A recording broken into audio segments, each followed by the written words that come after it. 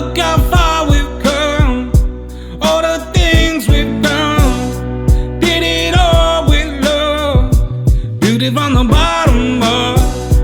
All I want is you, you're my favorite view, but there's nothing more, girl, you make my heart beat.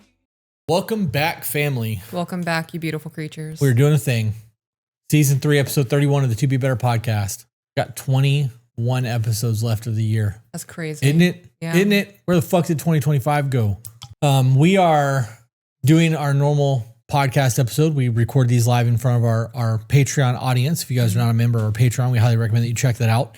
They get all the bloopers and the uncut things because it's live for them. So while you guys get the nice, refined, cut, cleaned, and ready to go, they get all the stupidity and debauchery that we do. Housekeeping. Sure. Housekeeping. What do you got? Nothing. No I thought housekeeping. you were just gonna run with it. Well, yeah. you want to talk about your new room and like, Talked about it a lot over the last 3 days. but not to them. I've talked about it on my vlog on the way here. Did you? I haven't vlogged since before ceremony. Yeah, I'm trying to get back in the groove of that. Yeah. Shout out to Chris Denson. Him and his wife Rachel got married over the weekend.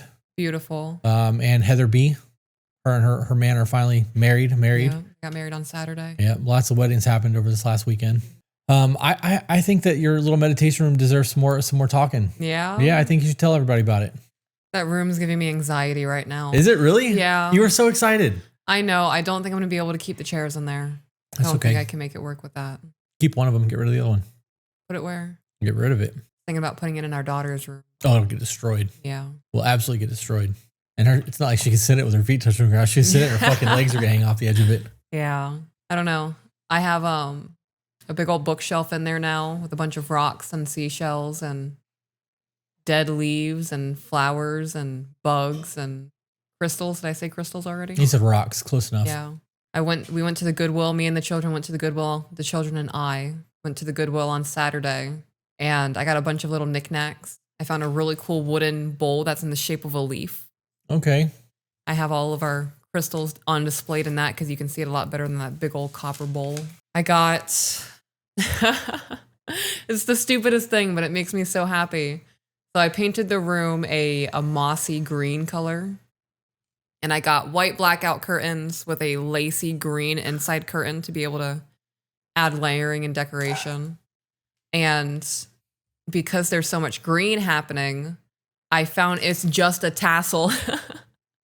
Maybe it was for like a king-sized bed or something, or like a window curtain tie-off, but it's just a single tassel that's hanging in the room now, and I love it. It's one of my favorite things. You bought a single tassel. I bought a single tassel. It's like this big. That's funny. And it's like different fabrics and shades of green. It just does it for my soul. Yeah. You know what would be cool is that? if you got rid of both of those chairs and got a bookcase that ran the length of that wall, or multiple bookcases, and then put all your crystal bowls on them. You remember the bookshelf that I had that used to have my whiskey on? No. Okay. Well, I had those two long bookcases that had the black bars in front of them. Oh, yeah, I remember those. Right. That would be really cool because you could put big pieces, display pieces on that, and you have the meditation pillows in there. Yeah. That would free up a lot of space because those chairs are awkward. They They take are. up a lot of weird corner space. But that would free up a lot of room in there for you. When worst comes to worst, we can stick those throne chairs in the man cave until we figure out what we're doing with the man cave. We have time. Okay. And then in the event that, your room is done and we have to sell the chairs, put them on Marketplace or something. Yeah. Fucking donate them. Give them to the To Be Better podcast and be like, who wants a set? Who wants a piece of one of the garden? Yeah. Peach's throne chairs. It's funny. I have my sound bowls out. I actually took them out, cleaned them up, Did you play with them? played with them a little bit. Oh, they sound so good. And they reverberate so much more than listening to something on YouTube. Oh, I bet. Oh, I was feel it. feeling it in my soul. I love that. Yeah. And they just ring. I dinged the biggest one and I did one circle around it and it kept going for like 5 minutes. Yeah. I was like, this is great. I bought all the drums that we've bought over the last month. Yeah. And the one that I enjoy playing the most is the hand pan that you have. Yeah. Yeah, because it's not super loud. It doesn't set the dogs off. When I play my djembe, dummy over there goes nuts. Yeah. I love my hong drum. Yeah. Yeah. I've been watching a lot of videos of people playing it and they use more than just their fingers. Like they're all of their fingers are doing something and they're using the palm of their hands, and I have a hard time just going. my nails are getting in the way. Yeah. Yeah. I'm good with that though. Like going all over the drum, I'm good with it. But my nails cling. Yeah. I have And to it take my disrupts jewelry the off. flow. Yeah. I have to take my jewelry off. Both my bracelet and my wedding ring come off when I play my drum. Yeah. Because when I go to hit the bass. Yeah. So I had to take my rings off too to be able to play the drum. I want to get blankets all over the floor in there. I bought a sheet that has like orangish red roses on it. I thought it was a really good contrast with the green. I'm going to set that up underneath my meditation pillow with my sound bowls on top of it. you don't think it's gonna make you fall over? The slipperiness of that blanket on wood floors just stresses me out. I want to put rugs all over the floor. I don't want there to be any wood seen. Yeah. I want it to be cozy with blankets, and I need to set up my prana mat in there too. You just lay down. Yeah, you're definitely gonna have to get rid of those chairs then. Definitely gonna have to get rid of the chairs. I want to get like a little water fountain for the room. Yeah. I think I sold my whiskey collection. Yeah. Yep. I'm waiting on payment to come through. I was going to sell it to one of the guys that we play poker with, but then one of the guys in the Discord said that he wanted it. And I'm trying to like hold off because I would rather it go to somebody from our tribe than to go to just some random person that we know. Mm-hmm. And though I know the other dude would really enjoy the whiskey collection, he has a pretty big collection already. This guy doesn't. So like it's kind of cool in that aspect. But anyways, I figure if we do that, I'll take all the whiskey bottles out of that room and put them on the rug that we just got into the man cave and lay all that shit out. And then start taking all of the stuff that's here and start setting that whiskey room up, because when we get situated, the internet will be here at the end of the month. Yeah. And when we're ready to turn the internet on and start fucking working, I want to get out of here and over there as quickly as I can. We have a lot of shit to move that's here, and a lot of undoing. Like all these black panels that are behind me, behind these bookcases, have got to come off the wall. Yeah. And all those foam panels behind you. And, you know, I don't think I'm going to paint. I think I'm going to just leave the studio the way that it is. But we have a lot of stuff here that's got to get transferred out of here when we decide to move. And I think a lot of it's going to end up not staying. But What do you mean paint? Why would we have to paint? because there's going to be a whole lot of holes in this wall back here. Gotcha. Spackle and paint to get rid of them. But he's going to sell the house afterwards. Yeah. I don't know. I know that he's also going to sell it at market value and not sell it at what it's worth. Like $100,000 under asking. Like That's under insane. what is going. Yeah. I think he said he's going to put it up for $325.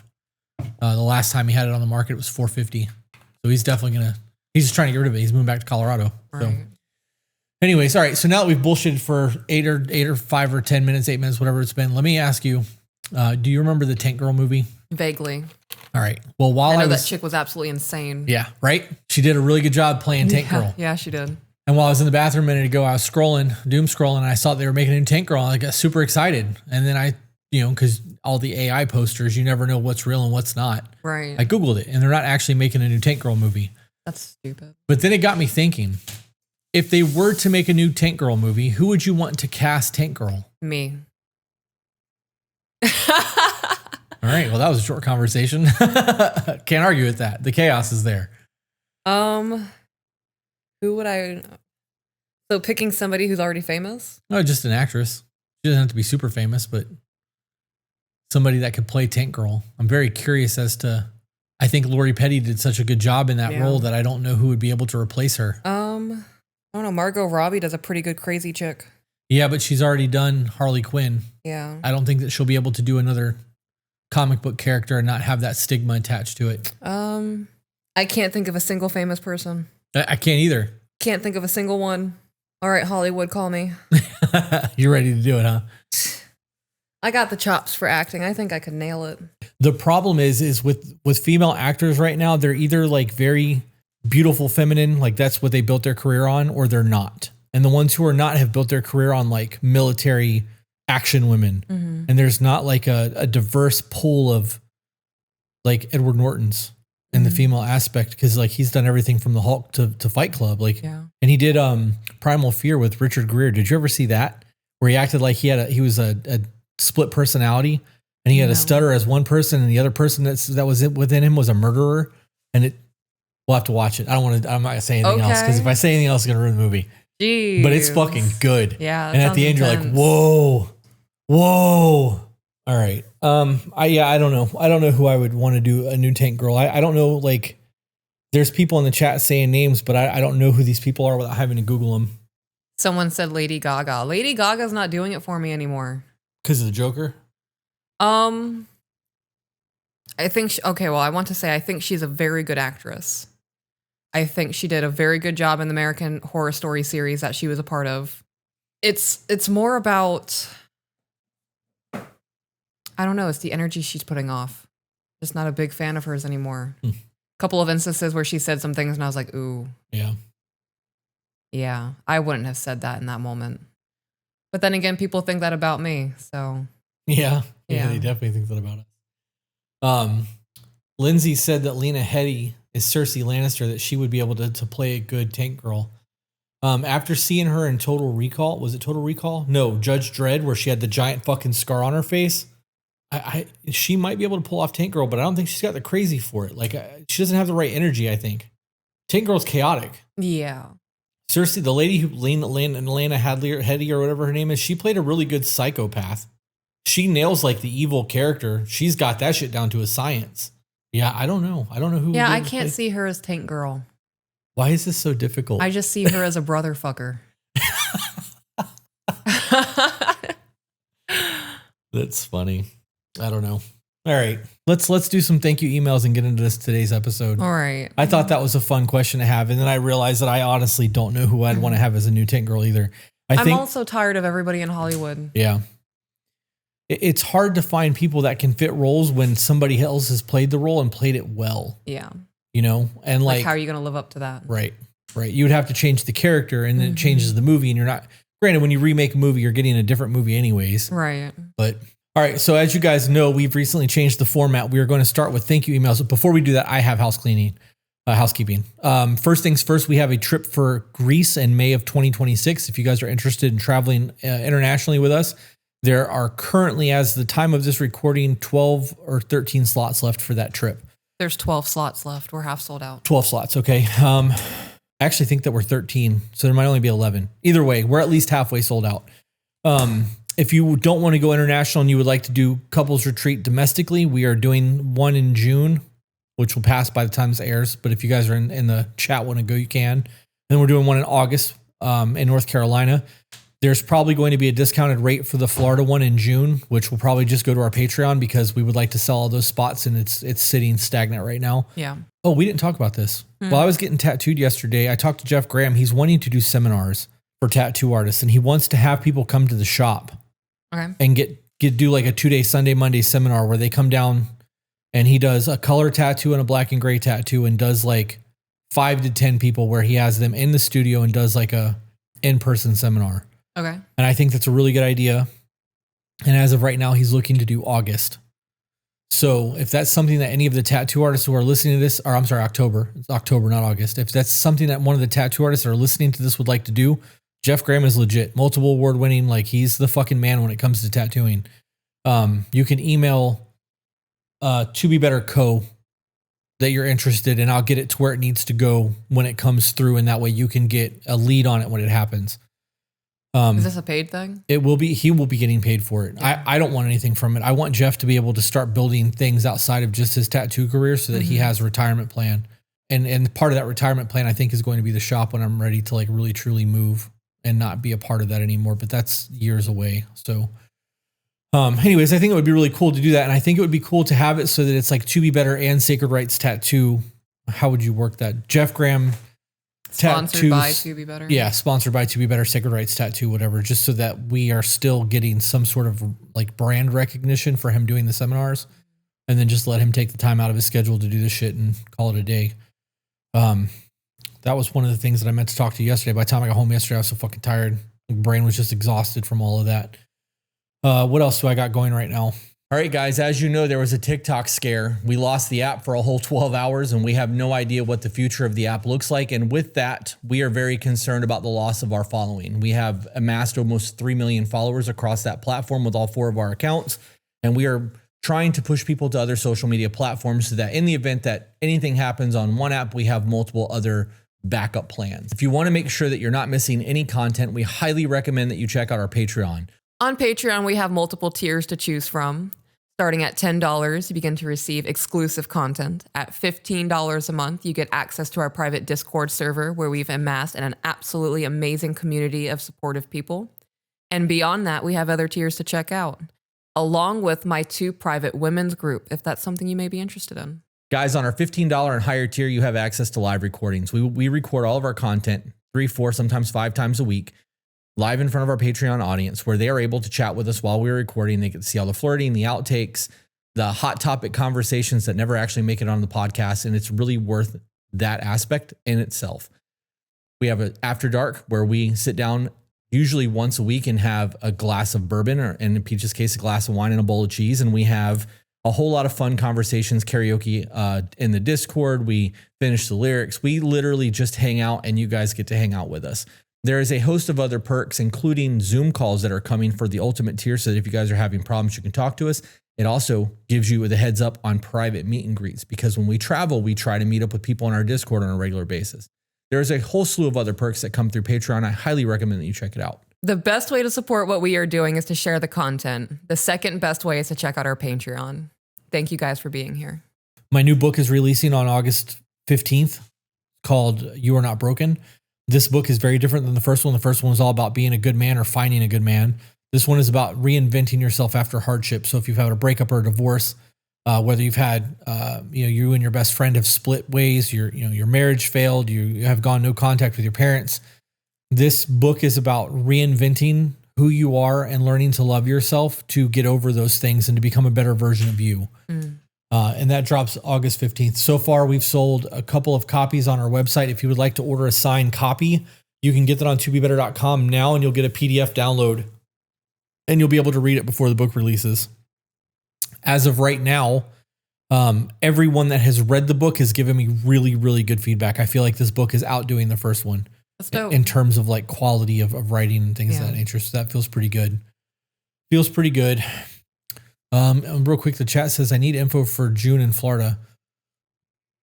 If you guys want to go to tobebetter.com and click on couples retreats, and it'll take you where you need to go. All right, let's jump into some emails hotness. All right, this one is titled A Love Story Thanks to 2BB. A few years ago, I met the man of my dreams. We had a thing, yet nothing serious. Looking back, I think, thank God. Because today I realized that the old me could have never kept such a man. I love that. Sorry, I love that. I love that honesty. That's like, I was a piece of shit. Yeah. I'm not anymore. I'm fucking doing the thing. Yeah. Just good shit. Good shit. When we first met, I was fresh out of a relationship. I have never gotten those years of partying, experiences, etc. like most 20-something-year-olds. So that was where my life was at. I had fallen into alcoholism and drug use. I was broken and unstable, under the impression I was finally living my life, but I wasn't. I wasn't living life, nor was I a very good person. I had a lot of bad habits and toxic tendencies. Our fling ended in a disconnect, but for our years apart, I thought of him often. We both lived our lives, other relationships, and me having a daughter. I quit my bad habits and put some work into myself. A lot of work, actually. And yet, I still spent time in unhealthy and abusive relationships. Do you think that she viewed this as he was the one that got away? Probably, yeah. Me and this wonderful man had ended up crossing paths again through a mutual friend, very unexpectedly. But I was instantly curious. Like I said, I had thought of him often. I regretted my actions and who I was when the universe first brought him to me. I still didn't feel like a good enough woman for him, but I was still curious and enjoyed seeing him again. He started coming around when I was present in friend groups, which I later found out was due to his own curiosity and interest in me. I soon shot my shot. Okay. And asked him to hang out separately. After that, our bond grew fast, yet we decided labels were not a priority for us. There was great communication, including the conversation that without a label, we were only intimate with each other and not seeing other people, with the goal being a relationship when we both felt we were ready. Every core part of him was still pure and true. I had my own issues, as we all do, but I wanted to show him I had grown. He had his own trauma, and I made a point to nurture that part of him a little extra and make him feel safe with me. I felt the universe had sent him back to me for a reason, but without the work, I may fail again and always regret it. That's an honest assessment. Mm-hmm. And I think that goes across the board for everyone, right? Real quick, Ashton said, could you come to seminar days if you are not in a relationship single just to learn? You can come if you want to stay the entire weekend. Mm-hmm. Being in a relationship isn't a requirement to come to anything that we do. the couples retreats, quote unquote couples retreats that we were doing, we're charging for the room. So it'll be the same price whether you bring somebody or you don't. And then obviously the Greece trips are just whoever wants to go can go. But if you are a single individual and want to come and spend the entire weekend with us in a house doing seminars and fucking all the things that we're doing, come on, let's go. Yeah. Continuing? Yep. Okay. We eventually decided a relationship was what we wanted now, labels and all. Around the same time, I had to leave my current living situation unexpectedly. He let me, my daughter, and 3 cats stay with him. It was a roommate situation where he was living and was a lot for everyone to take on. I understand this fully. My guilt for disrupting people's lives and needing to be saved ate away at me. Okay, I want to pause here. I am not speaking to the emailer. This is in the past. It was done. It worked out favorably in this situation. As single mothers, we need to be hyper vigilant about who we bring our children around. Children are more likely to be molested. I want to say it increases by like 40 times if you are living with a non-related male in the household. So everything increases as a danger to the child, especially if they're just a roommate. So don't let the blinding light of love cloud your judgment, and you move in with somebody that you just started dating 3 weeks ago and you have 2 daughters under 2. Chat's asking if you would ever do a woman's retreat. It is something I have thought about, yes. If you ever did a woman's retreat, I would still go. I would make myself scarce and just stay in the bedroom the entire time and play on my computer or walk the property or whatever. But I would not allow you to go and be in a situation like that where I'm not there unless you've got both dogs with you. There's a safety concern there for me and I'm not comfortable with that. I get that. So even if we found a dual property where there's a house with like an in-law suite or a side-by-side building, I just need to be close enough that I can get there in seconds if I need to. You know what I mean? Okay. Yes. I appreciate that. I'm glad you're not trying to fight me on it. You're not a woman, husband. You know what I mean? Like my safety takes paramount above all else. Yeah. So I don't know if for whatever reason the address gets leaked. Right. And a group of men show up. Yeah. Fucking what we need to do is we need to get a side-by-side and you take the women and I'll take the men and we'll play poker, talk shit and wrestle. You guys can cook his dinner. No, I'm just kidding. We'll do sound baths, yoga, and cooking. Yeah. That's funny. And a group wailing, probably right at dusk. Yeah, first thing at night. Yeah. Right as the sun's setting, it's that blue hour. And we all just, ah! Yeah. People be like, is that a pack of coyotes? Be like, no, it's a pack of powerful women. That's funny. All I can think of is me with a fire hose standing on the other side of the house. So while you're doing it, I can make it rain on you. Right? Like an 80s music video. Well, yeah, because you always want to do that kind of shit in the woods or in like the rain. Like we could get a cabin in the woods. And if I could get a big ass, water hose going, you could get all the things, even if it's artificial, it's still a thing. I mean, it works. Yeah. I love your support of my dreams. That's fucking chaotic. Let's go. Okay. Let's go. All right. Continuing. My guilt for disrupting people's lives and needing to be saved ate away at me. I felt like I was inevitably going to fuck this up because it was so soon, and I felt I had already failed and needed help. I wasn't working due to medical reasons, but supported my daughter with state benefits, and my village was wonderful. But I constantly made myself feel like a burden and a failure. This self-inflicted stress had gotten to me. I would have an attitude sometimes and was quite reactive to things that didn't need such a reaction. I was defensive and had toxic tendencies, such as looking for a fight simply because I was upset. How'd that work out for you? Sure, not well. I'm sure it continued to put your adrenal glands on overtime. Nervous system's fucked up. Not in a calm situation at all. I can't imagine what that did for her child. Yeah, I was going to say all the people around her. Yeah. People are going to get to a point where they realize that like your relationships with people matter. The way that you treat others matter. This is something that we're trying to teach the kids hard right now. People are not going to want to be around you if you're a fuckface. Yeah. It's just all there is to that. We went into, so the children and I had Olive Garden the other day for lunch. And before not just Olive Garden, before we walk into any establishment in the wild, we have a rundown of what we're going to do while we're in this building and what consequences are going to be if we don't stick to the game plan. And before we walked into Olive Garden, I looked at the children and I was like, what are we not going to do inside of here? They know the basic rundown. We're not going to throw a temper tantrum. We're not going to raise our voices. We're not going to run around. We're not going to touch things that don't belong to us. And I have started tacking on, because we are starting to have conversations about how certain behavior that you do when you're upset and not getting what you want, other people are going to see you as a brat. And our son took that super point. You calling me a brat? I was like, no, I'm not, son. I am telling you the way that you behave, people are going to see you like you're a brat.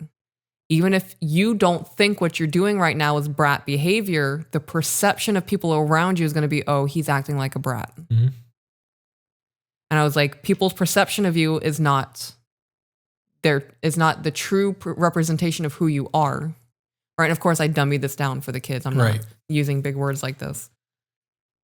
Dummied down probably wasn't the way to say that. I brought it to a level where they can understand in words that they have a grasp on.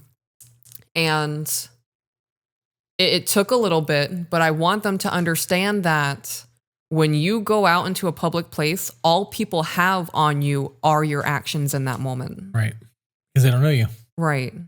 So if you start repeating the same question over and over again because you're not getting the answer that you want, people are going to think a certain way. Or if you start screaming on the floor in the middle of a restaurant, people are going to start thinking a certain way.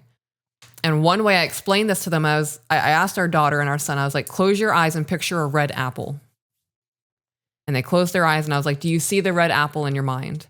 And they were being goofy and they were like, no, I see a banana or I see a green apple. And I was like, okay, I want you to focus and picture a red apple. And they're both, okay, mommy, I see the red apple in my brain. I was like, I said red apple and you were able to picture that in your mind.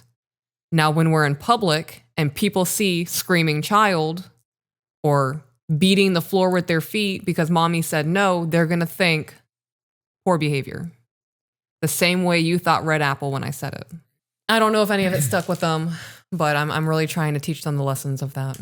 Yeah, well, I mean, this is a good time to teach them that everything that's going to happen to them in life is going to be about the way that they are perceived by others. Right.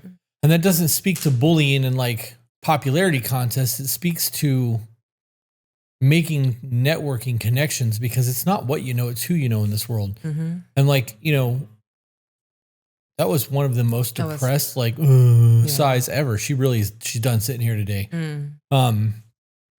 Did you hear him snoring last night? I did. Jesus, he sounds like me. You. No, yeah. I thought it was you. I was like, are they all sleeping on the couch? And I looked back there and his head was hanging off. And I was like, how is he even breathing right now? Yeah. Anyways, I don't remember what I was talking about. I got sidetracked by the deep sigh. So I don't remember either. Let me just pick it back up.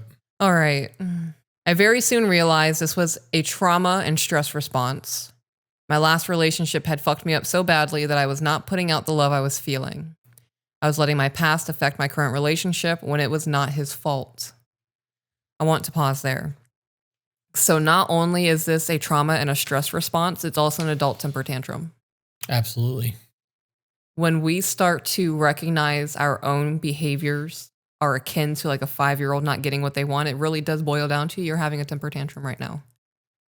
And temper tantrums aren't a bad thing. You're unsure of how to regulate yourself right now. I tell that to our son all the time. You're throwing a temper tantrum right now because you're either not getting what you want or your emotions are so big for you, you don't know how to get that energy out. It's not always a bad thing. The behavior that you continue to have after the fact, if I say, hey, son, you're having a temper tantrum, take some deep breaths, and then you continue to throw toys, that's a choice.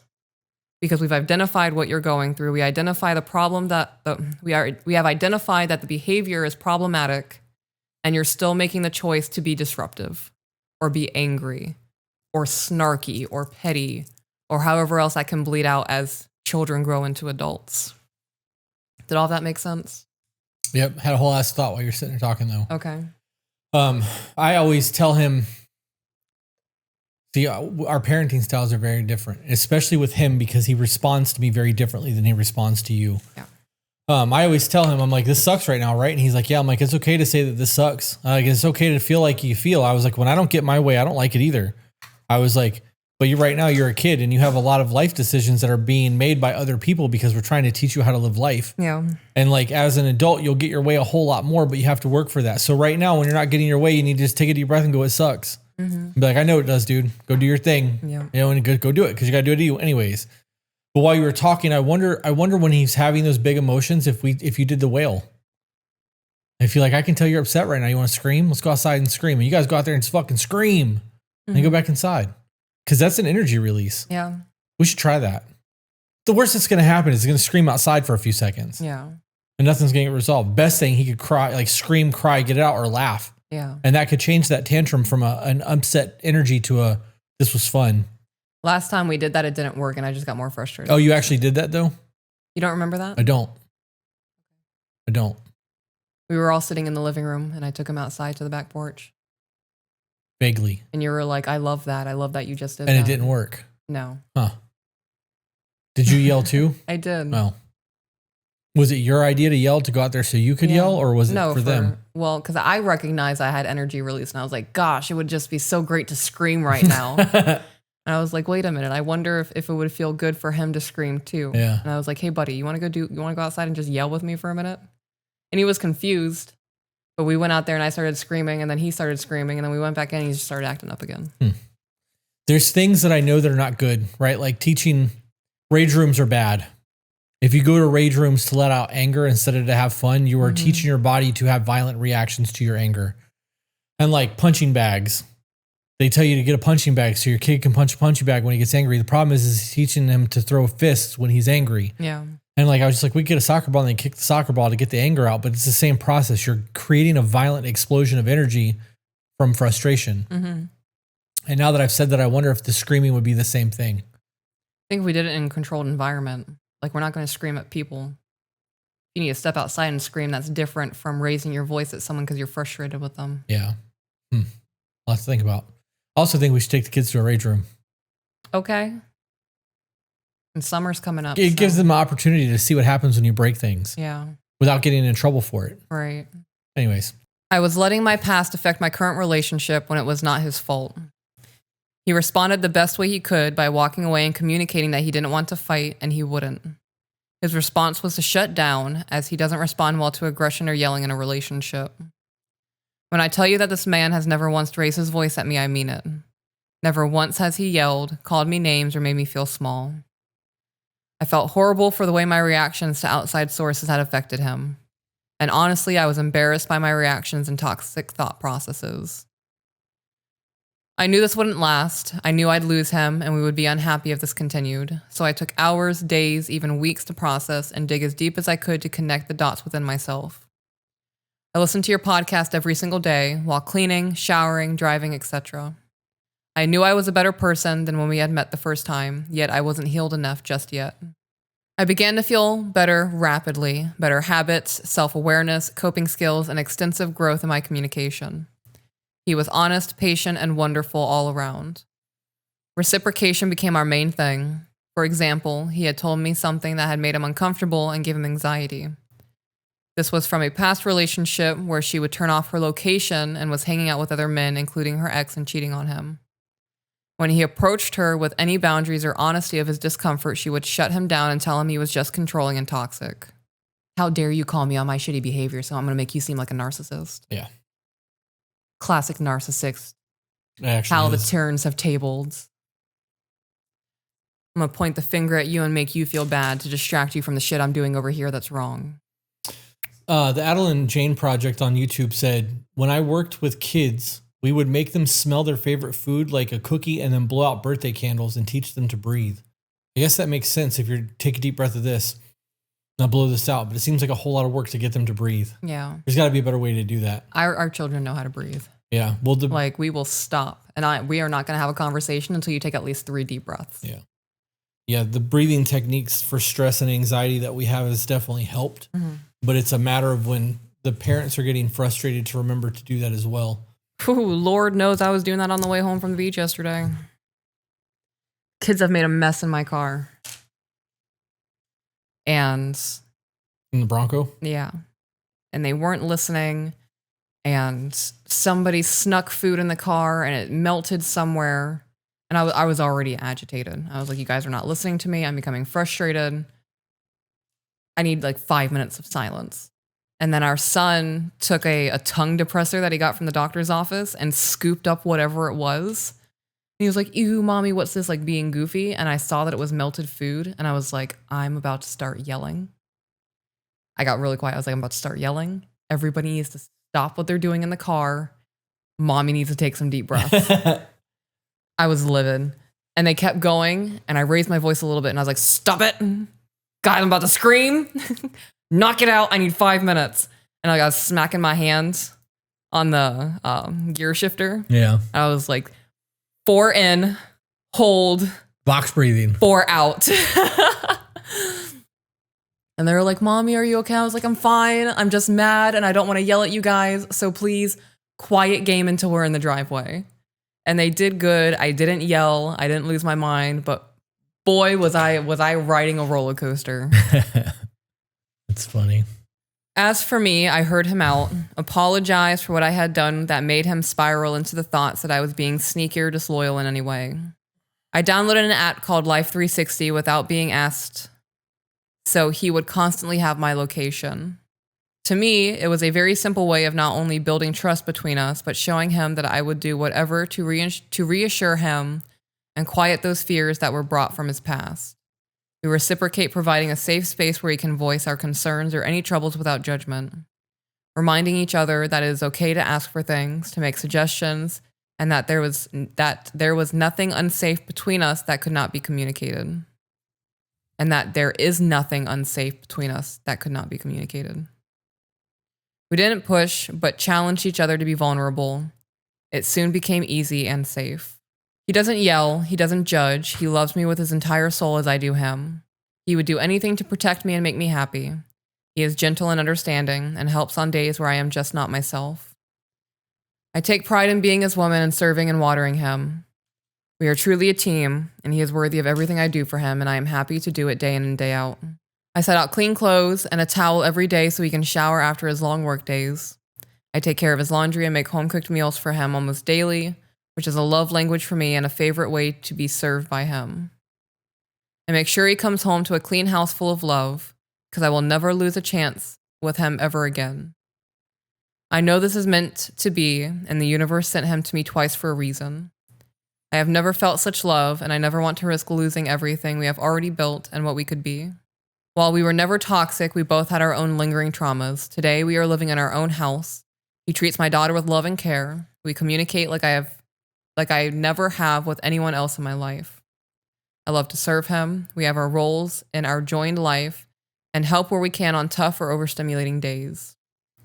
He is a mechanic who works at minimum 50 hours a week plus whatever side jobs he can get.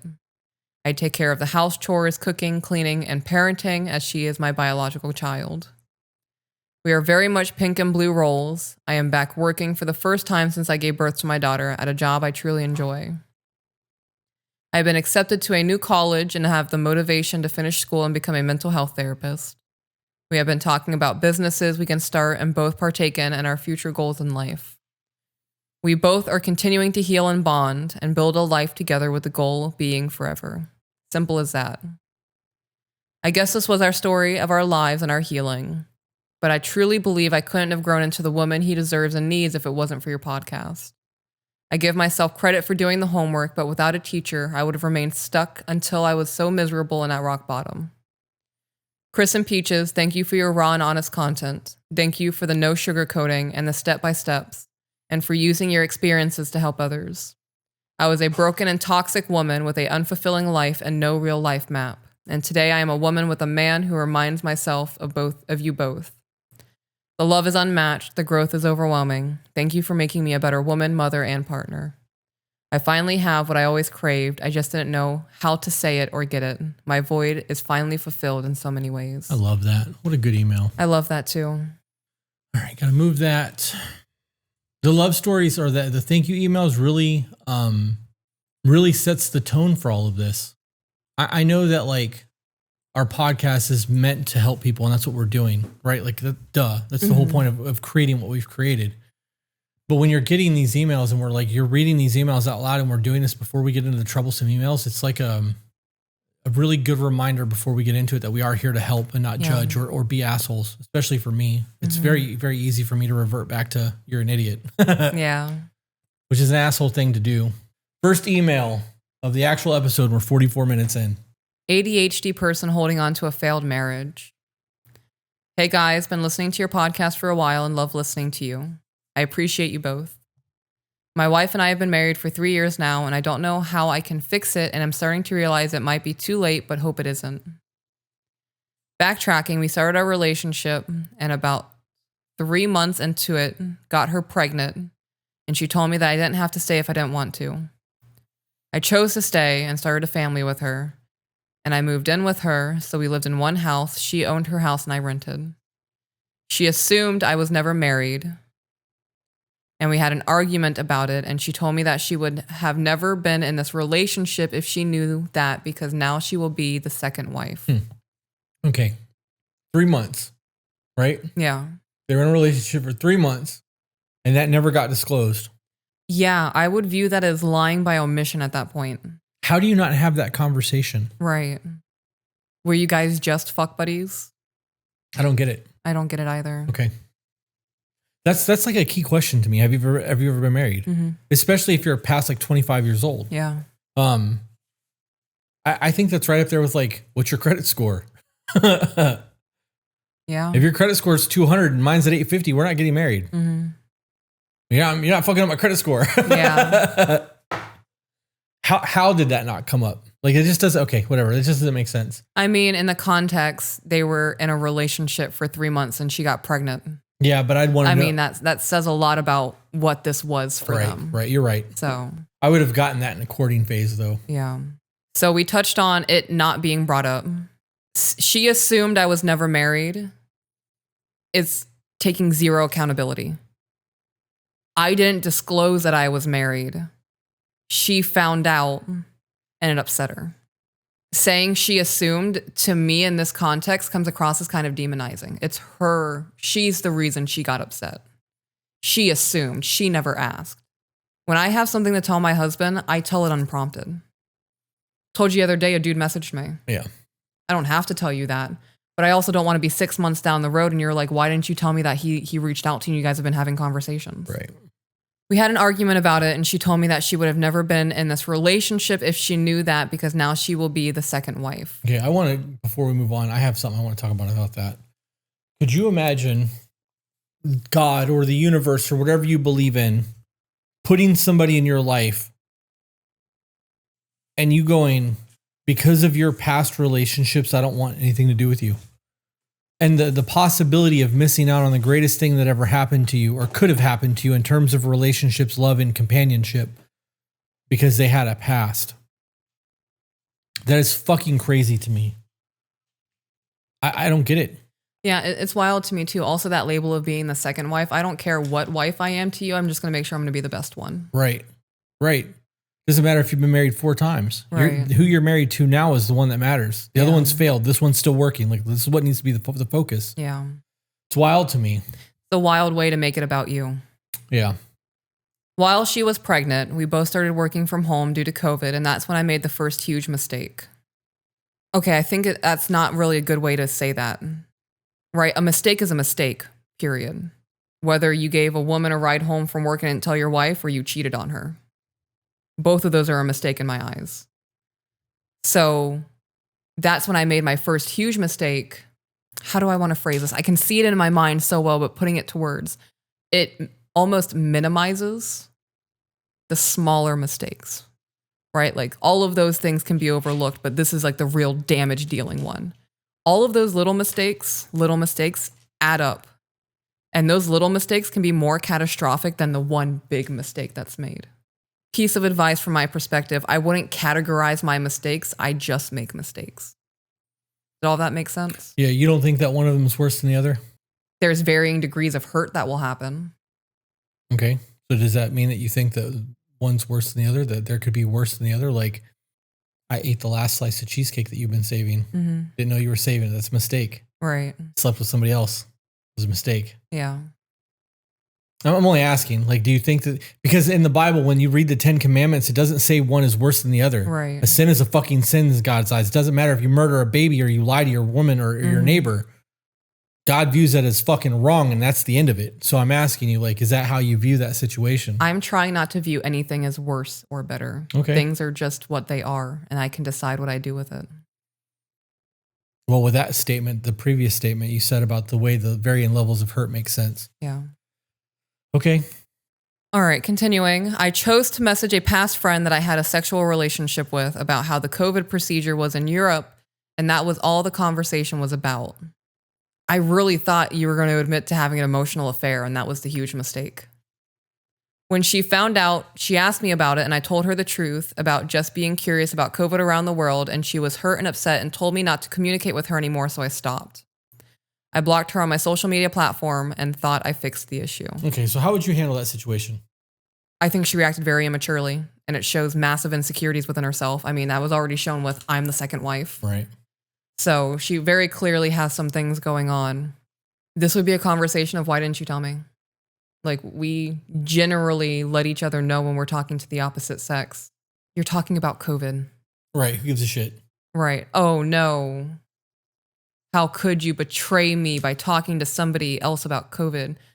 You have conversations with, you have friendships with females from the last 20, 30 years, and some of them you've had sex with. I am very insecure in who I am as a person, and I don't have to worry about you stepping out. Right. And even if you did, I know who I am as a person. If my husband were to step out on me, that doesn't say anything about me. It's not going to change the worth that I have within myself. I'm not going to, what does she have that I didn't? Whatever. I've been on that roller coaster, and it boiled down to the person I was with was unhappy with what was going on and couldn't communicate about it. So they did the best thing for them, but because of my emotional ties to the situation, it hurt me. Right. There's definitely an elevated mindset in you with all of that. And it's something a lot of people don't have. But you're right. But that's also, again, that's one of those things where, like, he obviously did tell her about it though. When she found out. Yeah. Okay. So that would be the problem for me, is that I had to find out secondhand. But see, this is what I don't understand. This is people not talking to each other, right? Everybody remembers COVID. If I had a friend that lived on the other side of the world and I was able to reach out to them and be like, hey, what's it like over there? You and I are now having a conversation about what it's like over there. Yeah. Because we have something new to discuss. Hey, I just talked to so-and-so. This is what was said. Right. How do you not have that conversation with your person? Like this, they don't talk to each other. Right. Okay. I also want to comment on, for this to get under my skin, it would have to be daily conversations for hours on end, back and forth, and you're not letting me know who you're talking to. Right. Because now at that point, you're taking attention away from our relationship and feeding it into another one with somebody you've already had sexual experiences with. And hiding it. Yeah. This is one of those situations where if he didn't know it was offensive, he's reaching out to somebody he's known for years, hasn't seen in person. This person lives in Europe. We don't know where they live. They could be living in America. If he hasn't seen this person in 8 years and he's just messaging her like, hey, how's your family holding up? Are you doing okay? COVID's rough right now. And they had a 35-minute conversation and didn't talk again since.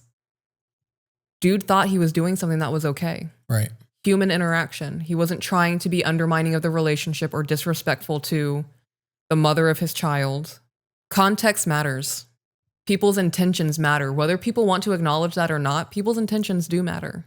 Sexual relationship can end in a friendly relationship can continue. Yeah. There are people who have been married that got divorced who are best friends, and like not in an intimate way, like not in a sexually intimate way whatsoever, because they spent a lot of time together. Like this is little kid shit. Yeah, this is childlike little kid shit to me. Yeah. So I'm going to read a comment from our Patreon right now. I think it's inappropriate all the way around to speak with someone you've had been with when you cut ties with them. And I want to challenge that thought process as to why. Chris is not the father of my children. Right. They have a biological father that I continue to talk to because we have to co-parent. And there is no interest there whatsoever. The relationship ended. If I wanted to be with that person, I would. to remove basic human caring about another being just because things didn't work out between you is very childish and very immature. I agree. I fucking agree with that. Yeah. Now, if there was like, say, I'm just going to use us as an example. You have a past girlfriend. You've moved on. The feelings are not there on your end, but she still has feelings and is trying to find an end to the relationship. And is trying to find an end for a relationship with you, then I would say this is inappropriate. I don't want you to have contact with that person. Cut ties on all social medias. If it's a once every 6 months, this is what my kids are up to, you've met my grandchildren, whatever. It's okay to care about people, even if you don't move forward with a relationship or particularly like them. I talk to people all the time that I don't really want to be around you every minute of every day, but I hope that you're doing well. And I like hearing that you're celebrating wins. Or I disagree with vast majority of things going on in your life, but you're not hurting anybody. Hey guys, little quick interruption. If you're enjoying the content, please leave a like. And also don't forget to comment. We enjoy interacting with you guys and hearing your opinions, and it helps the algorithm. It's also free to do, and if you really want to help make sure the show continues to do, hit the subscribe button and share the content across your social medias. It costs you nothing, and it greatly helps the show. The next big issue was one of my best friends that she knew was a woman and was strictly platonic. Texted me about hanging out, and before I could respond to the text, she yelled at me thinking I was going to hang out with my best friend, and I told her that I was not, you're going to have to scroll, babe, and was going to see if my best friend would come over so my then girlfriend could meet her and they could get to know each other. When you're in a relationship, your best friend's your partner. There is not a single female in your life that has a title above me, and vice versa. There is not a single male in my life that comes above my husband. Husband. You're my husband. You're my best friends. You're my confidant. You're my travel partner. At this point, we don't know if they were married yet. Right. I was going somewhere with that and I don't remember. I actually disagree with this. This is going to be one of those disagreeing moments. If they're 2 or 3 months into a relationship and got pregnant, say they're within the first year of dating each other, he's doing foul shit. His best friend is a woman that his girlfriend doesn't know about. How do you not know who your partner's best friend is within a year of dating them? Right. I don't believe that's your best friend. Right. I think that this is probably some woman that recently came around that you're claiming to be your best friend because now you want to be around this chick. This is why people need to start courting. Yeah. And having honest conversations about things, because this entire thing is just not right. But he said then girlfriend could meet her. So she was a girlfriend. If you're a girlfriend or a boyfriend, you don't get to take precedence over family members, best friends for 20 years or 15 years or 5 years, especially if you just met each other. Right. Like there's a hierarchy of established bonding, right? And if you are 20 years of a friend with somebody that you've known since elementary school and you and I start dating, I don't get the right to tell you that you don't get to hang out with him anymore. Right. That dude was here way before I was. I'm here to establish a lifelong bond. And if I don't like him, I don't like him. But I'm not, it's one of those things that if that's where you wanted to be, you wouldn't have been courting me or dating me in the first place. You'd be fucking doing that guy and that would be all there is to that.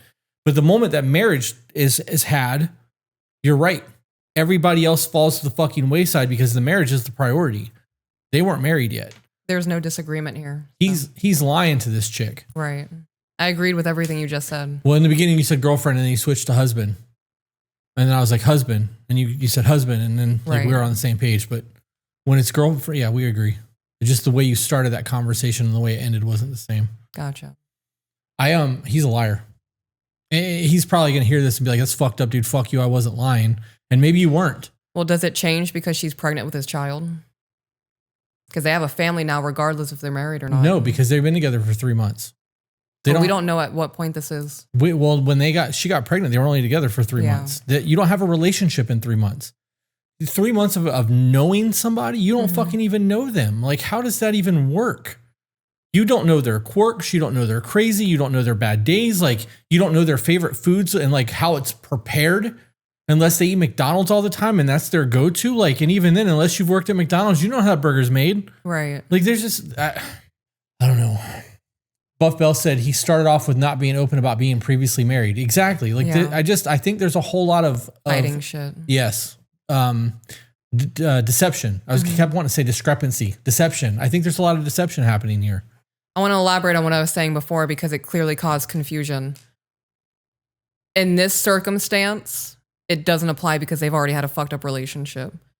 In my mind, once I don't care if you're boyfriend and girlfriend, fiance, a married husband and wife, once you decide that that's going to be your life person, nobody else takes precedence above them.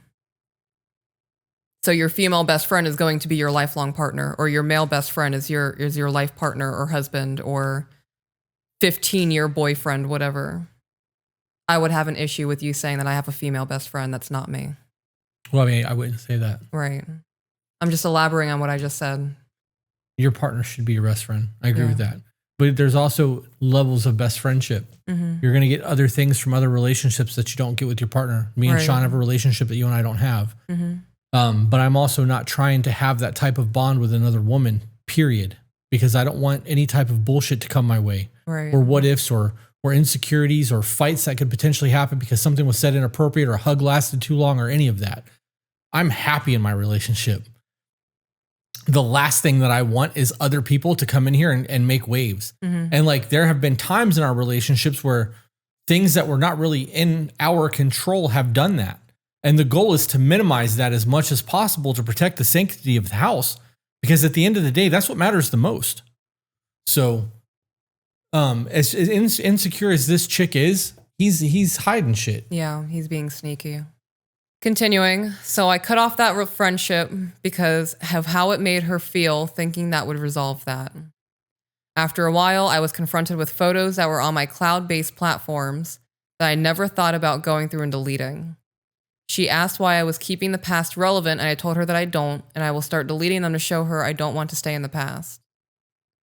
It was my fault for not immediately going to the cloud base and deleting things in my past, which upset her and hurt her again.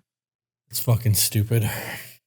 I can understand. She's snooping. She's looking for things to be upset about. Right. I can understand if it was nudes. Yeah. Or like sex videos where he was banging this chick.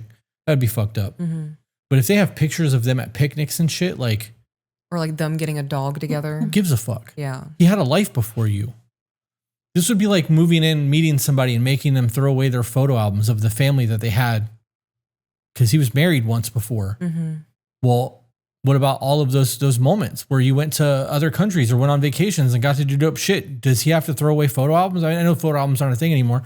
I got to be honest, the cloud thing isn't even a thing. I got an email the other day that was like my cloud storage is full. I had no idea I was even fucking using the Apple Cloud. And I had to go through there and delete like a lot of videos because every video that I saved to upload to TikTok went to the cloud. I had no fucking idea. Yeah. So if you were like, let me log into your iCloud and you went in there and found shit from 15 years ago and you're like, what the fuck is this? I didn't know you 15 years ago. What about it? I'm not, how dare you have pictures of you and your baby daddy in the hospital with a baby? You get rid of that shit right now, woman. Right. Are you fucking crazy? People are insane to me. Yeah. Continuing, during this time, our daughter was born and my wife was pregnant with our son. Jesus. Stop breeding with people you don't get along with. Or that you don't know. My goodness, these poor fucking kids. You know the big hoopla over body count conversation? Yeah. This is the type of person that would have issue with somebody's body count. Yeah. Because there's a past there. How dare you not wait for the universe to put me in your path to do the first of everything? Yep. Continuing, I deleted everything I thought was my past with past relationships, and we were starting to get to a better place, or so I thought. I proposed to her and we got married. She asked if I could support the family if she quit her job and became a stay-at-home mom, and I said it would be a little tough, but yes, we could manage it. Then I hit a wall again.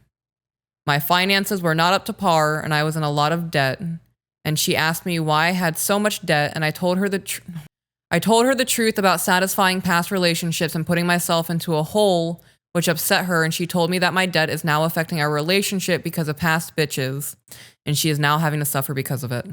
So, you knew your finances were not good enough for her to quit her job and to support a family of 4.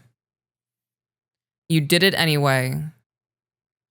To me, this comes across as a rash decision with zero thought put into it because he wanted to make her happy.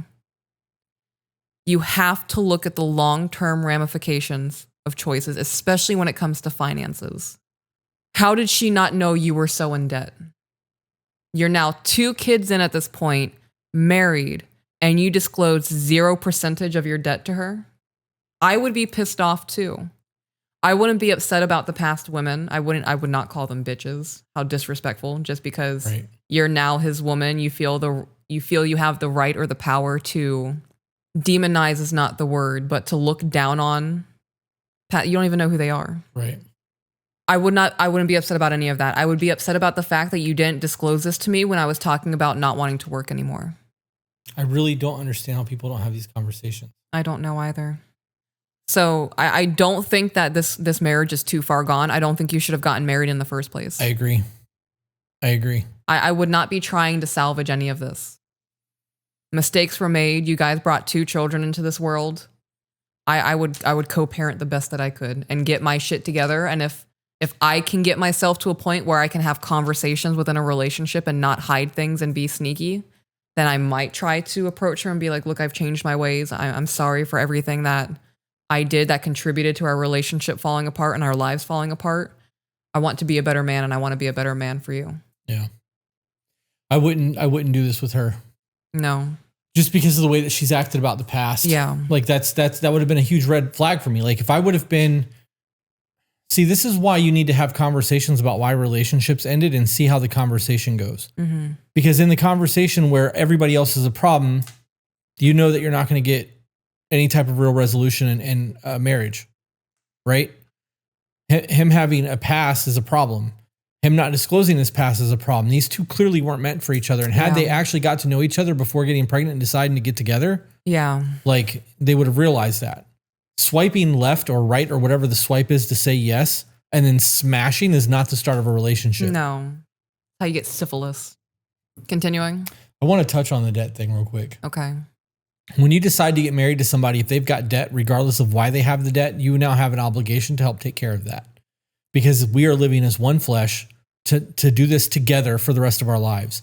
And if that means there's $100,000 in fucking maxed out credit card and a repossessed house, that's on there.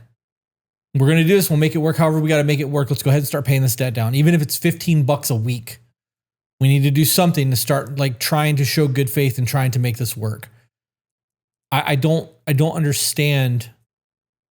I personally don't understand the separate finance thing, period. That's a me thing. I've heard good points as to why people need to do it, but overall, as a majority, I think that it's a bad idea. I think that everything should be unified.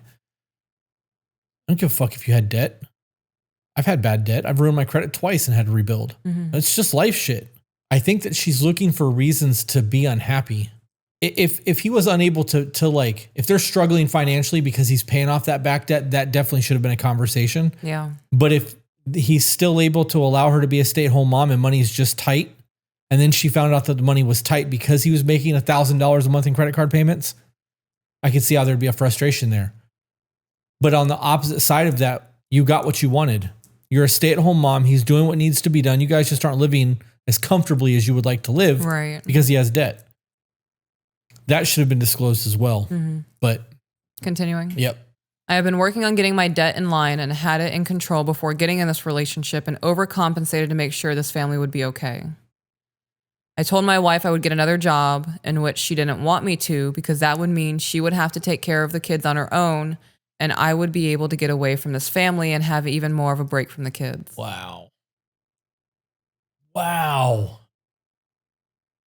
That says a lot about how she views the children. Right? Your children are not inconveniences. Your children are not something that you have to deal with. And to equate this man missing out on his kids to work 2 jobs to keep the family afloat as a break from the children is disgusting. Right? It's a fucking sacrifice. I wouldn't try to make it work with this woman. Me either. What a fucking statement. Really glad we read that thank you email before getting into this. Yeah, because this would have been a very different email. I'm going to keep reading. Okay. We got a new vehicle for our future family. She suggested we get a 3rd row vehicle. And we were looking at setting up family trips, and that's when my past comes to haunt me again. I'm sorry. You guys are struggling financially. You just bought a brand new 3-row vehicle and are planning family vacations when you are in a hole that you've dug with debt. This is unrealistic. In my mind, this comes across as unrealistic. Are you reading ahead? No, he kept saying my future family. You guys already have a family. There's 2 kids. Right. You had a kid already and one on the way. You don't need a 3-row vehicle for 2 kids. I don't understand. We've talked a lot about making sacrifices. And sometimes if you want to do things, you have to really fuck your life up in order to make it work. Like if we wanted to do something and we knew we needed to save $20,000, I'm canceling everything. We'll have Netflix. And if it's not on Netflix or enjoyable to watch on Netflix, we're fucking playing cards at the poker table because we're at the coffee table. We're playing chess or we're going to go to the park with the kids and we're going to walk there because of gas. Yeah. I'm fucking canceling everything. We're eating ramen. We're probably going to get fat over the next 6 or 7 months because we're going to eat really horrible food. We might get cancer from it long term. It's probably a realistic thought. I mean, we're probably going to get it anyways because of the food that we eat, but we're going to go ahead and really suffer for the next couple months to get to where we want to go. Not we're going to just keep spending and pretending that everything's going to be okay so that eventually we get evicted. The car note is fucking taken back because we're not making payments on time. And now we have 2 kids, no place to live, and we're fucking broke because of it. I want to touch on that. This gentleman is not an effective leader of his household. No, he's not. We don't need a new vehicle. We're drowning right now. We are not planning family vacations because we have $4,000 in bills going out of the house every single month. I wouldn't even be taking time off of work to take a vacation. Right. Continuing. Yep. I had personal sexual videos that I had in a folder I forgot about, which had my wife's nude photo in it from when we were dating. Your current wife or your ex-wife? Wait. I have to read now because I'm lost. We got a new vehicle for the future family. She suggested we got a 3rd-row vehicle. I understood that part. We were looking into setting up family trips, vacation. We talked about that. And that's where my past came to haunt me again. I had a personal sexual videos that I had in a folder I forgot about, which had my wife's nude photo in it from when we were dating. That was like whiplash. Where was the whatever. Was this on your phone? Was it on a computer? I don't understand. And do you mean your ex-wife? Because this is your girlfriend at the time. No, they got married. I'm so confused. Okay. Continuing. Yep. She found it, and we had a huge argument in which I let her yell at me and berate me because I knew the pain that I had caused.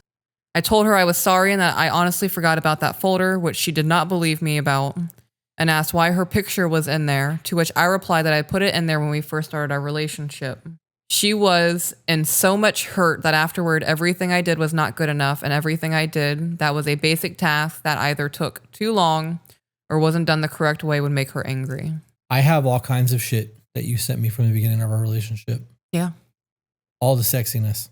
All of it. So much so that when we go to Costa Rica, I'm not bringing that phone.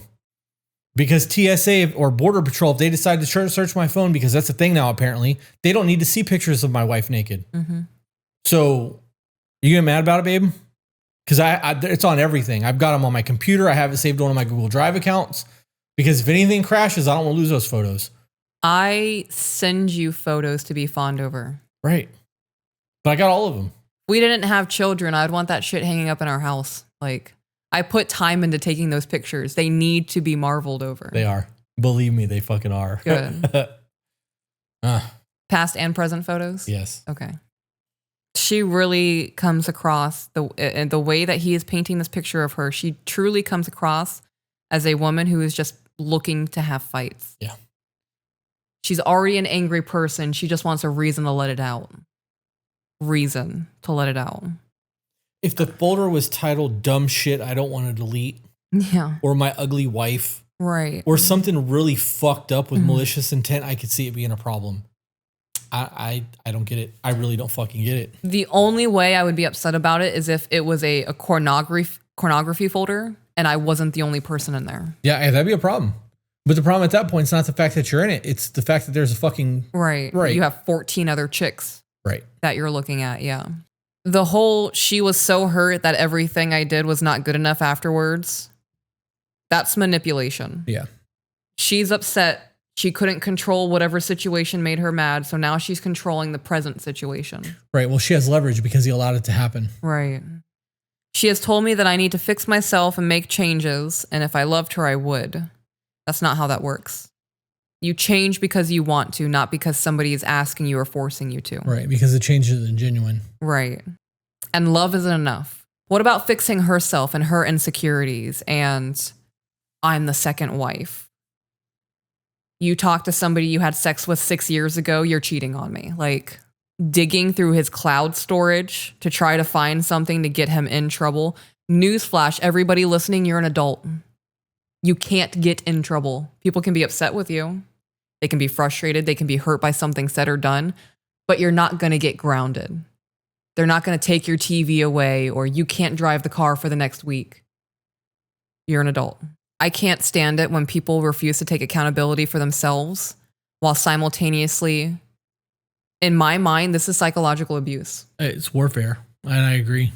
She's beating this man down and making him seem like that he's not perfect. He has definitely made mistakes.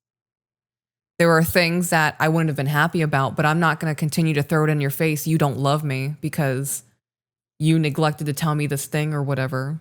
How dare you have a sexy photo of me in a folder? Right. These could have all been simple conversations of, hey, this made me feel this way. What can we do to avoid it in the future? And then it's done. There's so much harboring of negative emotions here. It's sickening. I went to seek therapy on how I can fix myself and told my whole story and was recommended for couples counseling and for her to talk to a therapist for her self-healing. The therapist thought the issues we have been having are due to my ADHD and her postpartum. If that's what your therapist thought, you're either not telling the whole story to the therapist or that's a bad therapist. Because your ADHD doesn't make you forget to tell somebody you were married before. Right. Or to not disclose debt. Right. Or to get somebody pregnant 3 months of knowing them. Yeah. Those are poor choices made. There could have been a plethora of reasons you were scared to broach the conversations because you didn't want to deal with how she reacted to them, whatever. Those were still choices made. When I brought this up during an argument, don't do that. Don't. An argument is the last place to bring up you need to see a therapist. Yeah, it should have been happening as soon as you got home. Right. Hey, my new therapist suggested couple counseling. I just got into the car. Calling you. Driving home. I just talked to my therapist. This is what we laid out. I would really like to try this with you to heal our relationship because I love you. Could you imagine not having the relationship that we have after experiencing what we have? Right? Like, and even people who don't know the podcast, when they meet us in public, be like, I love your guys' love. We hear it all the fucking time. We do. And when people find out what we do for a living, like, holy shit, that totally makes sense. I get it. Right? But even at ceremonies, before people knew who we were, we heard it the entire time we were there over the weekend. Everyone kept talking about how fucking, like, you can tell you guys are beautiful couple. Right. I love your love. Right. And we still hear it. Mm-hmm. I could not imagine living like this. I couldn't imagine having something happen and me not wanting to immediately call you to fill you in. Right. I enjoy talking to you. Right. So like, even if what you have to say or what I have to say is not going to mesh, I still want to have the conversation. Not need to, I want to. Because even if there's a hardship that's going to happen, we're going to come out stronger and better for it on the other end.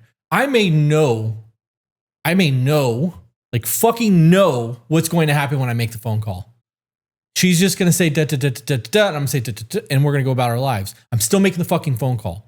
Because what if I'm wrong? Yeah. Right? Or what if I just need to solidify that I know and that you're going to handle things the way that I know you're going to handle things, but the conversation still needs to be had because then we're on the same page and you're not going to find out about it later, right? Yeah.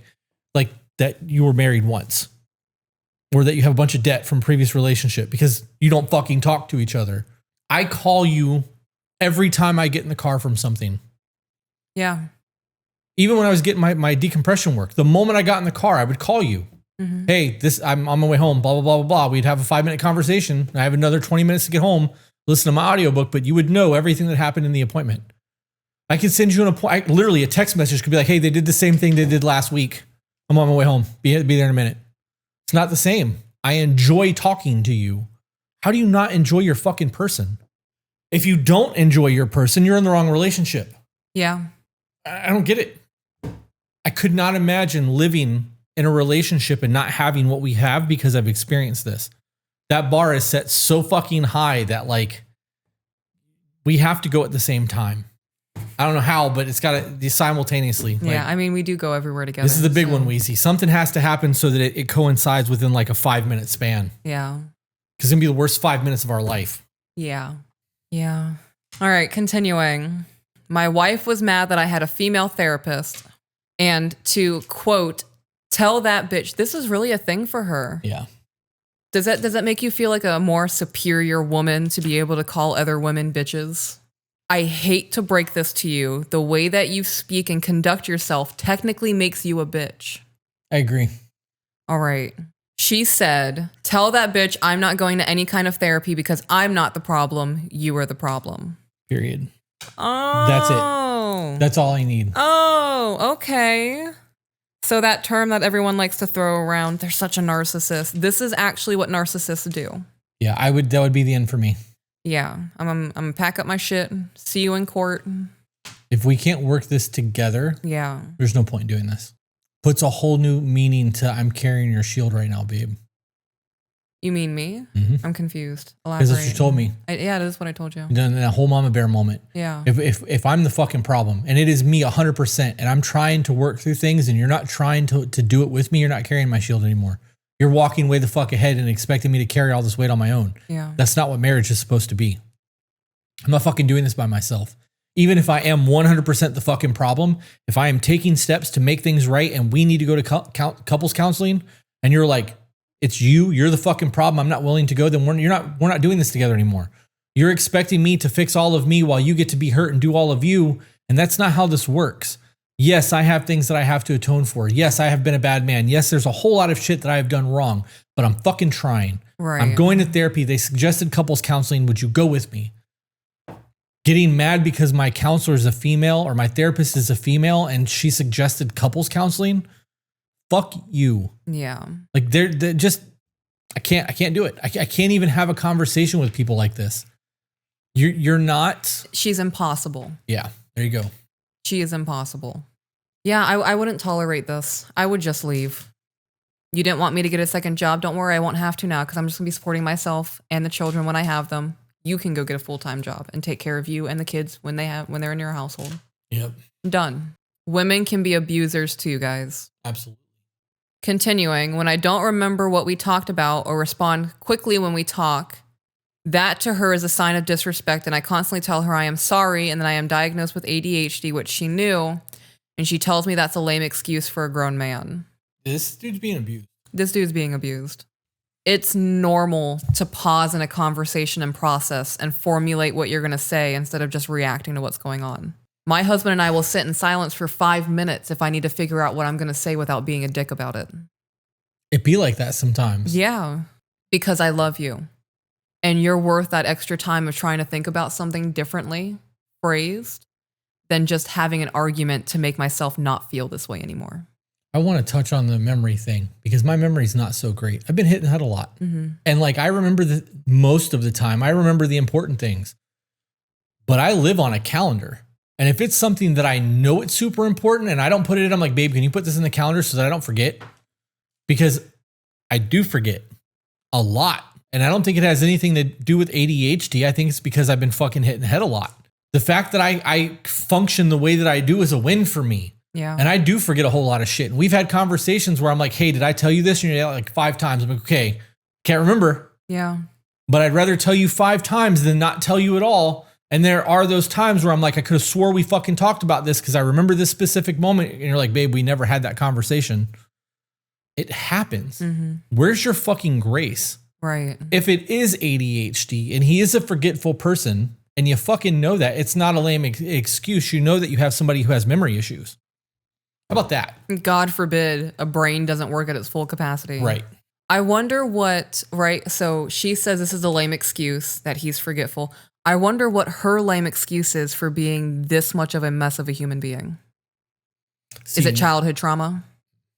Was it a past relationship where they didn't treat you right? So now you're living in the all or nothing thinking. Everything is black and white. Everyone around you can mess up, but you can't because you didn't deserve the things that happened to you in your past. So you definitely don't deserve what's happening right now. Do you think that this was a kid who got everything that they wanted growing up and parents just kind of catered to them and let her believe she was the princess of the world? Or she didn't get attention growing up and she was allowed to do whatever she wanted because there was no supervision. Do you think it could be an extreme on both sides? It could fucking be anything. Okay. I was just curious because obviously not a girl. Right. With this, I think she's probably never been wrong in her life. People caved into her. Parents, friends, peers, whatever.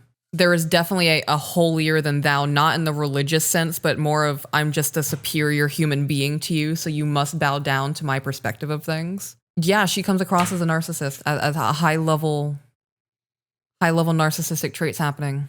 And I would believe that there's trauma here. Yeah. She, in her mind, could believe that she's lashing out in a self-preservation survival way when in reality, she's abusing.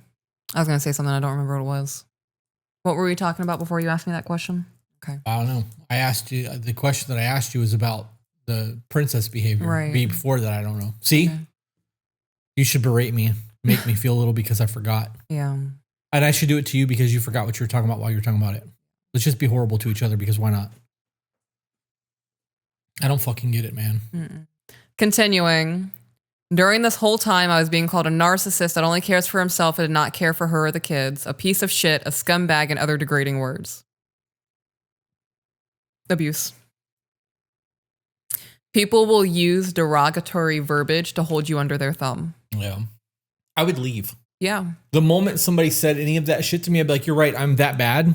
And you view me in that light, we're not meant to be together. Go find somebody better for you. Yeah, I'm out. Yeah. We're not meant to be. You guys need to listen to what people are saying. Yeah, this is really a manipulation tactic to get what she wants out of the situation, and she knows you're going to cave at some point. Yep. If you just walked away from her manipulation tactics, everything in her false fantasy falls apart. She is not in charge here the way that she thinks she is. You have no free will in this relationship, homie. You are a slave in this relationship. Continuing, she has also told me that I don't support her in any aspect, and when I asked how I can support, I was being told to actively listen and remember conversations that we have, in which she wants me to remember conversations that we had 2 or more weeks ago. To not be disrespectful and to help around the house, to take some things off of her plate, besides taking the trash out, cleaning dishes, and fixing things around the house. So you're working a full-time job, she's a stay-at-home mom, and you have to do housework? Not take care of the kid. Because that's parenting. That is parenting. But you have to do your job and hers. It's not how that works. I agree. Taking care of the house, making sure the house is maintained, taking the trash out, fixing things, that's your job. Right. Making sure the cars are maintained. That's all you. Speaking of which, I need to get a hold of Ford about your Bronco. Mm-hmm. That's all you. That's totally your fucking job. Yeah. But if there's other things, like if you have to go to work full time, come home and do dishes and laundry and all of the things that she should be doing while you're at work, and then you guys parent together while you're both off, she's not a stay-at-home. Right. She's a fucking dependent at that point. It's very laughable to me, right? So if this played out in public and I heard a conversation between anybody where the woman's, you piece of shit, you're fucking forgetful about everything, I can't believe I married such an imbecile, you need to be more respectful to me, I would laugh audibly. And I'm sure there'd be, what are you laughing at? You. How are you going to demand respect from anybody when that's how you speak to human beings? Yeah. You're a joke. And I'm going to treat you accordingly. Shannon in the chat said, how can he remember things when he is constantly in survival mode, walking on eggshells around her? Disassociation could be constant. This is why he has no memory. That could very well be a thing. I also don't remember everything about your life, babe. Right? We have conversations 3 days ago. And unless you give me 5 bullet points of that conversation, I might not remember it because I am also living my own life over here. But how cool is that? What do you mean? We get to have the conversation all over again. Yeah. Yeah. It gives us a whole new reason to speak to each other instead of doing this. Right. Yeah. Right on. Or nitpicking our life. Cool. Tara said, but also playing devil's advocate, he is also not disclosing the kinds of things that he says to her that she would call disrespectful. That's absolutely right. Well, she said that when I don't remember what we talked about or respond quickly when we talk, that to her is a sign of disrespect. So he's not saying anything in that example to warrant the want for respect from her. If she views anything this man does that she doesn't like or doesn't want him to do as disrespect, that's a problem. Now, if he is saying things to her in a degrading way and it's matching the energy, this is just an absolutely awful relationship. Yeah. So to touch on the comment that was left, if he's also being malicious with his words, that's a fair statement. Yeah. And because we only have his side of the story, obviously that's a thing. It doesn't change the fact that what she's doing is wrong. Yes. And if he is being, coming at her incorrectly, he can correct his behavior. He can't correct hers. She has to do that. If you are with somebody that calls you a narcissist and a scumbag and a piece of shit, that's the end of the relationship. Yeah. It doesn't matter if you're in the right or wrong or if you've been nasty to that person or not, because that's how they view you. Full stop. You could be all of those things. It's still the end of the relationship. Right. Who's going to go above and beyond for someone they view that way? Right. Why would you want to be with somebody if you actually view them that way? Right. All right, continuing. Whenever she is angry or hurt, she always reminds me about the past wrongs I did and has even said to me that I don't get to have emotions to the pain I have caused her, and she won't ever forgive me for the past. End the relationship. What she's doing is fucked up. You don't get to hold somebody and punish them day in and day out for something that happened 3 years ago, especially if they've changed the behavior and are working on being a better version of them than they were yesterday. If you are not able to forgive somebody for their past, you have no right to be their jailer. You're not the judge. You're not the jury. End the relationship. And don't just move on yourself. Allow this person to continue living their life without feeling like they're an absolute worthless piece of shit. Right. She's destroying him because she can. Yes, that's disgusting. Somebody's life doesn't end because they did something wrong to you. If you feel slighted by somebody, you're not the center of the universe. Your feelings were hurt. That sucks. Move on from the situation. Don't talk to the person anymore and continue living your life. This whole demonizing him for as long as he lives because my feelings were upset. Who the fuck are you? You're somebody he got pregnant 3 months into knowing. That happens to millions of people around the world. This is nothing special. Right. I wonder what her email would look like.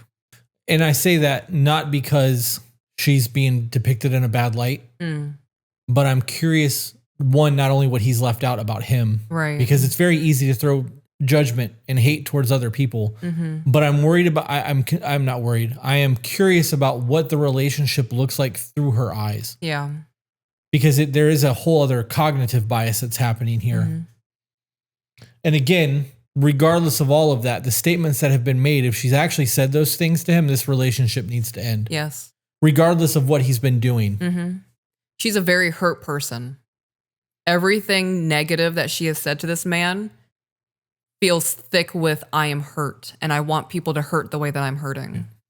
So I stand by. Her behavior is absolutely disgusting.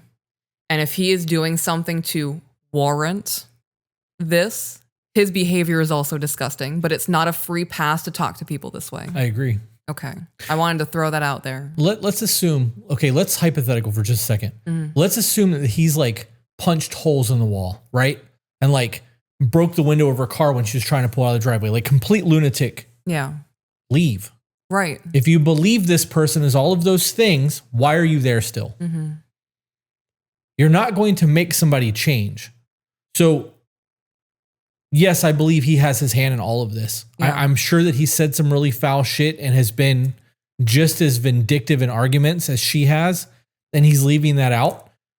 But it doesn't change the fact that they didn't know each other. They got pregnant really fucking quick. There was a whole lot of lies and deception happening in the beginning of this. She's very immature about the way that she's handled things. She refers to everyone as that bitch, refuses to take accountability for anything. Where is there a saving grace in any of this? Because I don't see it. There's not been a single thing mentioned in this email where like things are good. Right. But again, that's the pinprick of a life we get. Yeah. Continuing. She tells me that she is depressed and physically sick and it's all my fault. She is unhealthy. I don't believe that. I don't either. We are watching a show and a woman had an affair with her husband's best friend, got divorced, got with her husband's best friend. Such a good show. She had a moment where she recognized what did she say to him? I was mad when I divorced you and I thought that would fix it, but I'm still mad. Yeah. And you're not here. And I'm still angry. Yeah. That's a really good show. It's called My Friends and Neighbors, I think. It's on Apple TV Plus. Shout out to Apple TV Plus. Mm-hmm. They don't put out a whole lot of shows, but everything that I've watched on that network has been a fucking banger. It's good, yeah. Yeah. So you're not the reason that she's depressed and physically sick and she's unhealthy, especially if she's overweight.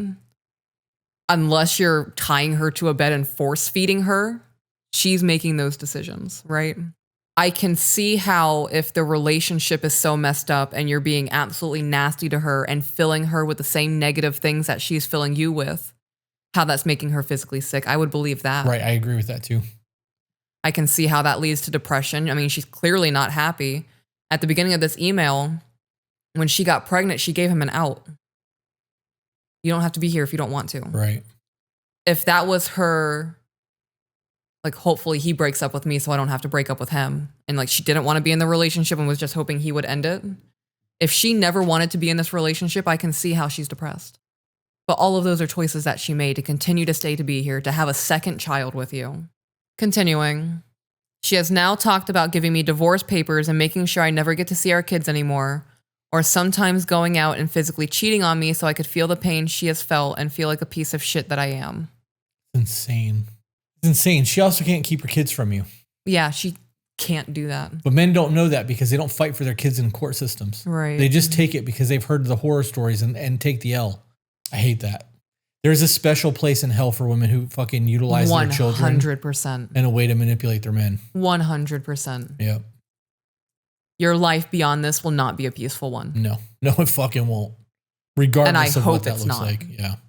The ugly and nastiness that people like that spread.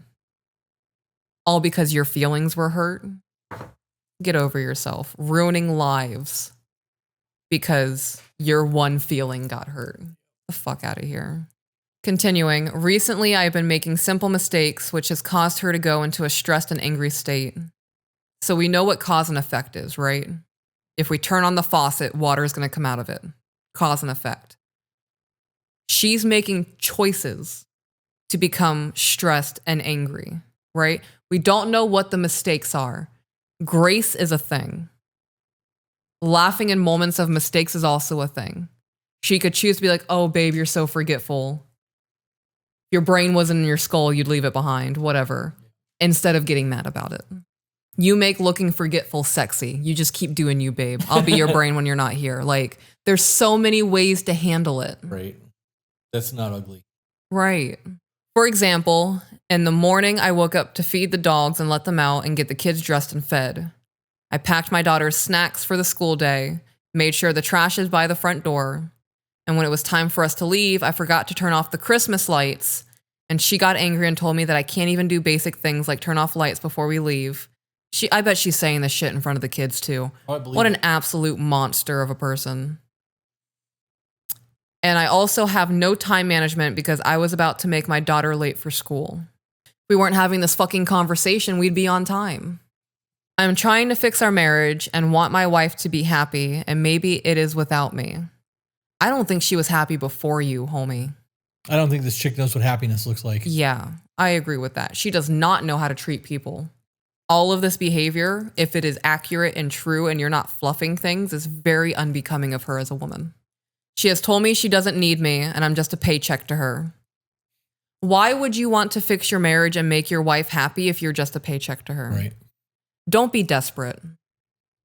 Where's your fucking spine, dude? Don't be desperate. She has given me chances to convince her that I am here for her and the kids, but the things I say aren't enough. Any advice or help would be greatly appreciated. My advice is to leave this relationship. Yeah.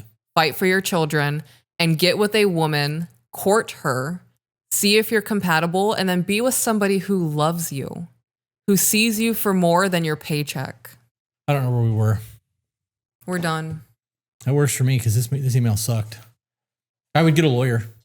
I wouldn't even tell her that I was doing it. I would go see a lawyer first and be like, here's what's going on. What's this going to cost me? I want to take her to court and I want 50-50 custody of my kids. She doesn't work. She's a Yeah. stay-at-home mom. I know that I'm going to have to pay alimony, figure out whatever that's going to be, like, and go.